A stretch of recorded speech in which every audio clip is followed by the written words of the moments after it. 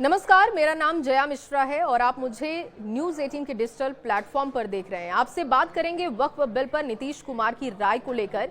ये बिल कल लोकसभा में पेश किया जाना है। संसद में जहां इस बिल पर चर्चा होगी तो वहीं दूसरी तरफ लगातार इसका विरोध भी देखा जा रहा है।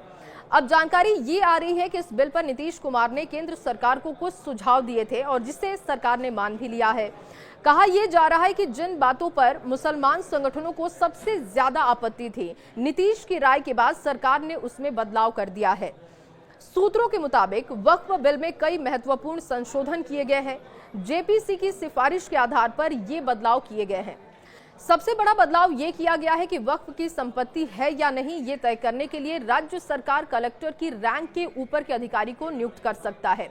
इतना ही नहीं, मौजूदा पुरानी मस्जिदों, दरगाह या अन्य मुस्लिम धार्मिक स्थानों से छेड़छाड़ नहीं की जाएगी। एक के बाद एक बड़े बदलाव हुए। एक और बड़ा बदलाव ये किया गया है कि कानून पुरानी तारीख से ही लागू होगा। ये जेडीयू का एक और बड़ा सुझाव माना जा रहा है। सूत्रों के मुताबिक जेडीयू ने सरकार से कहा कि जमीन चूंकि राज्य का मामला है, लिहाजा नए कानून में यही प्राथमिकता बरकरार भी रहनी चाहिए। जेडीयू का दूसरा बड़ा सुझाव ये था कि नया कानून प्रभावशाली लागू होना चाहिए, बशर्ते वक्फ संपत्ति पंजीकृत हो। मतलब जो वक्फ संपत्तियां रजिस्टर्ड हैं उन पर इसका असर नहीं होगा, लेकिन कोई विवादित या सरकारी संपत्ति जो रजिस्टर्ड नहीं है उसके भविष्य का फैसला वक्फ बिल में तय मानकों के हिसाब से ही होगा। नीतीश की पार्टी का तीसरा सुझाव यह है कि अगर कोई वक्फ संपत्ति सरकारी जमीन पर है तो उसका फैसला भी बिल के मुताबिक होगा। सरकार ने ये सुझाव बिल में शामिल कर लिए हैं और माना जा रहा है कि अब नीतीश कुमार की पार्टी जेडीयू भी संसद में खुलकर सरकार को समर्थन दे सकती है।